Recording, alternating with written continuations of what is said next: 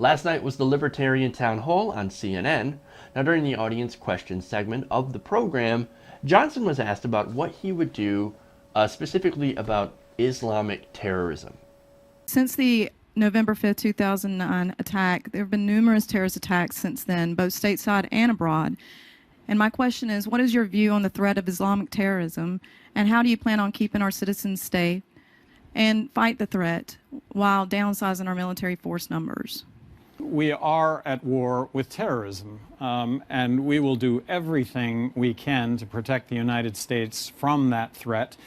But we're not going to support regime change, believing that our military interventions, when it comes to regime change, has led to the unintended consequence of making things worse, not better. Okay, so look, I like that answer because already regime change is off the table.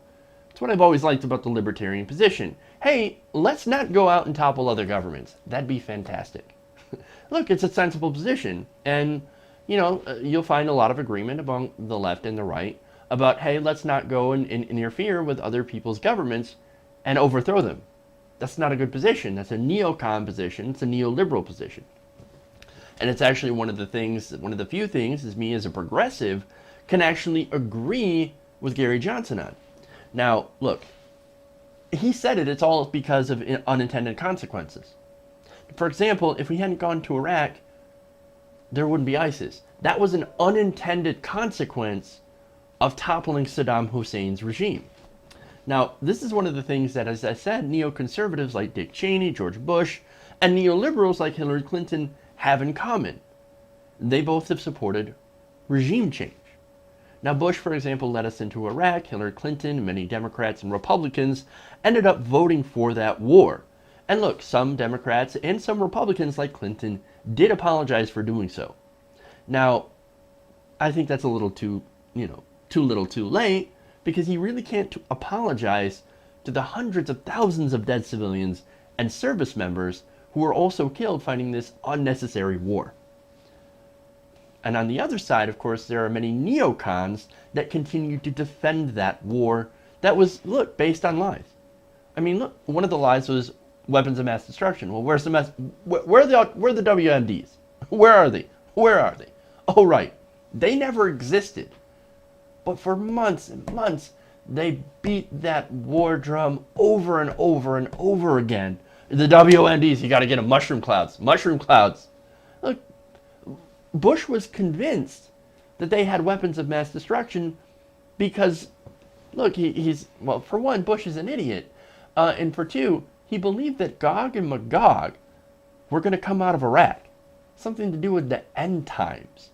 That's cuckoo. That's insane.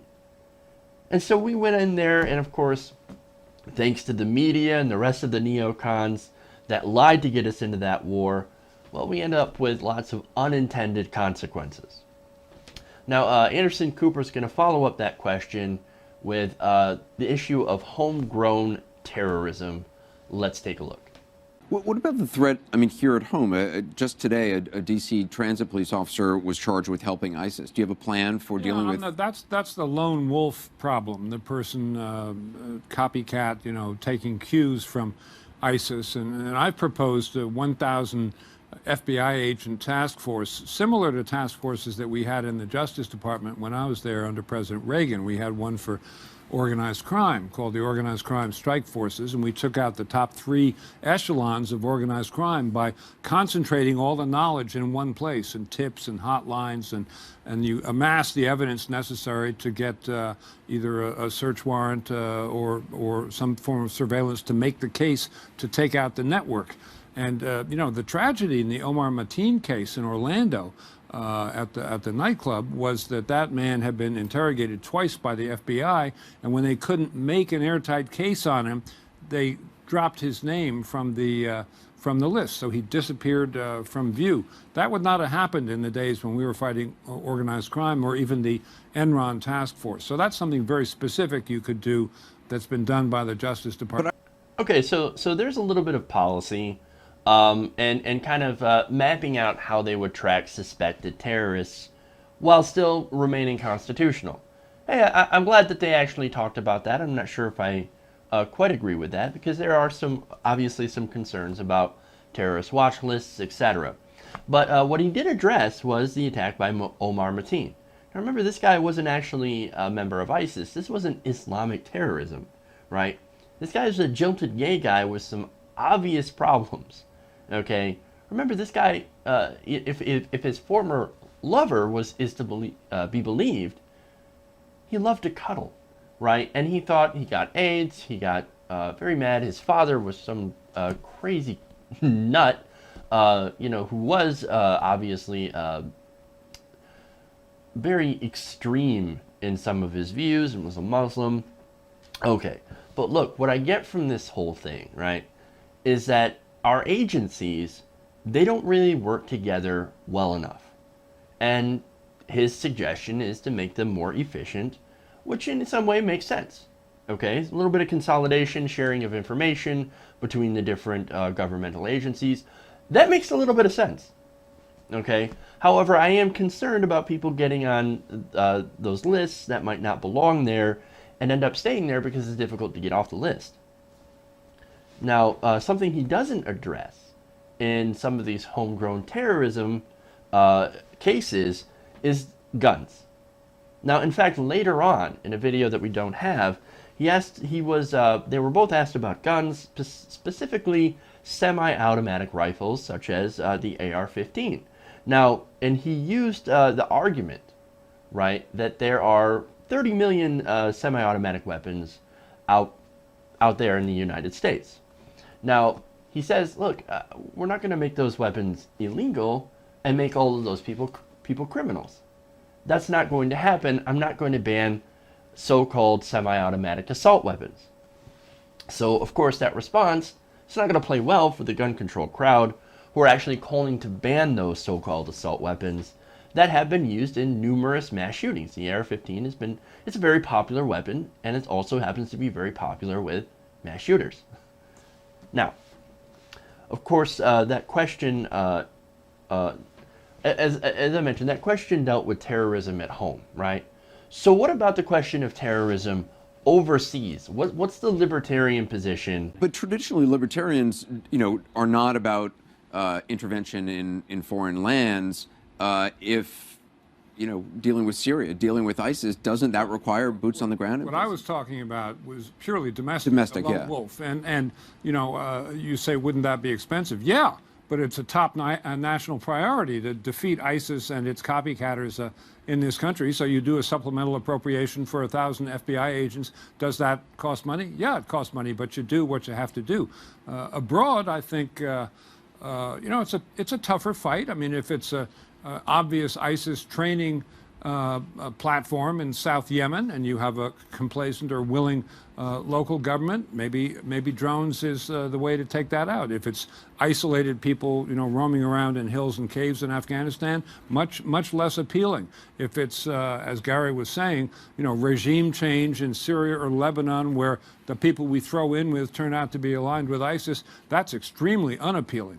Would you have gone after Osama bin Laden? Would you have made Yes, would have gone in after Osama bin Laden, and after 7 months, we defeated Al Qaeda. We should have gotten out. We should have gotten out with the caveat that we'll come back if Osama bin Laden raises his head, and that I think we should get out of Afghanistan now.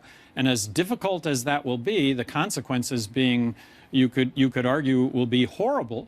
Those same consequences are going to exist 20 years from now, if that's when we decide to get out, or for some that will just stay there forever.